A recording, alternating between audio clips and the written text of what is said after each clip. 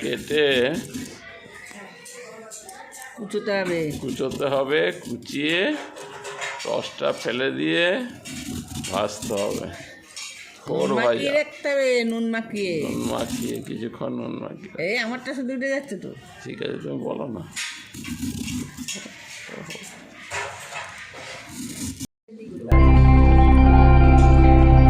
ওগুলোকে এইভাবে ছোট ছোট করে কেটে নিতে হবে।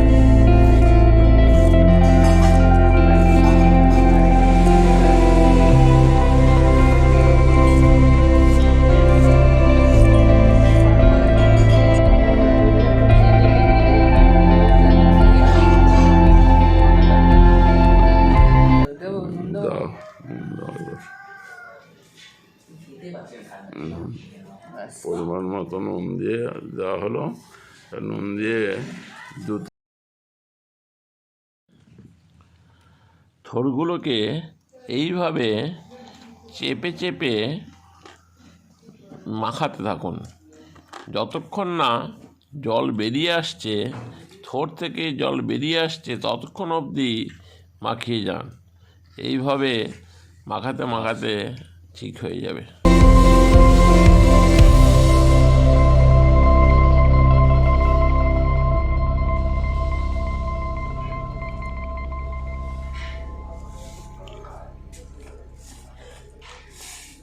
এবার হচ্ছে থোড় ভাজার জন্য কালো সর্ষে দেওয়া হলো তেলের উপরে, তেলের ভেতরে থোড় ভাজা হবে। থোড়টাকে এইভাবে শুকনো করে নেওয়া হলো, জলটাকে ফেলে দেওয়া হলো, ফেলে দিয়ে এটাকে চিপে নেওয়া হলো, নিয়ে এবার এভাবে চিপে নিয়ে তেলের উপরে দেওয়া হবে।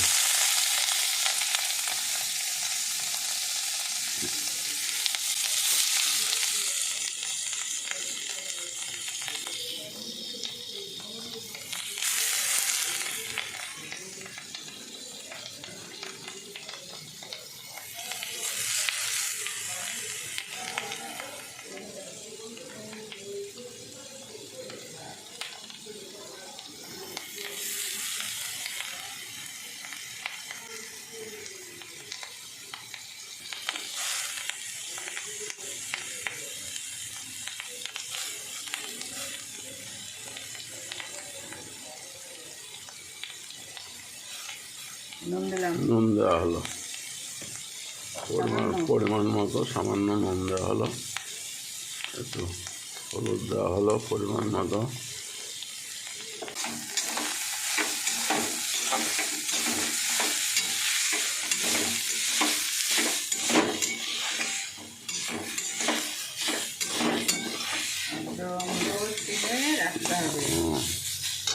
লো স্টিমে রাখতে হবে।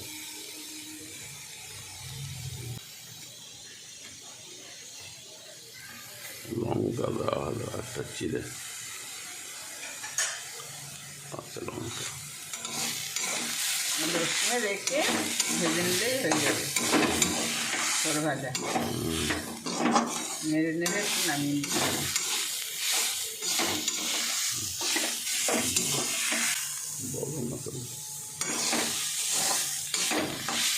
হয়ে গেছে তো, ছেড়ে দেওয়া হবে। যখন নামাবো তখন করে নিও। রাখি লো স্টিমে রেখে একটু ঢাকা দিয়ে রাখতে হবে।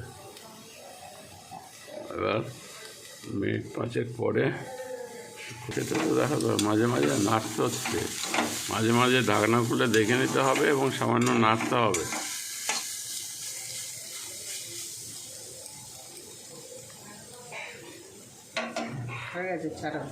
আরও ভালো হবে, দিয়ে নামিয়ে নিতে হবে।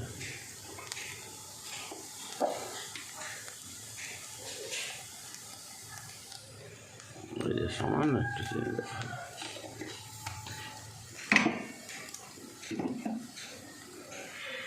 যারা যেখানে সুগারের রোগী আছে তারা চিনি খাবেন না।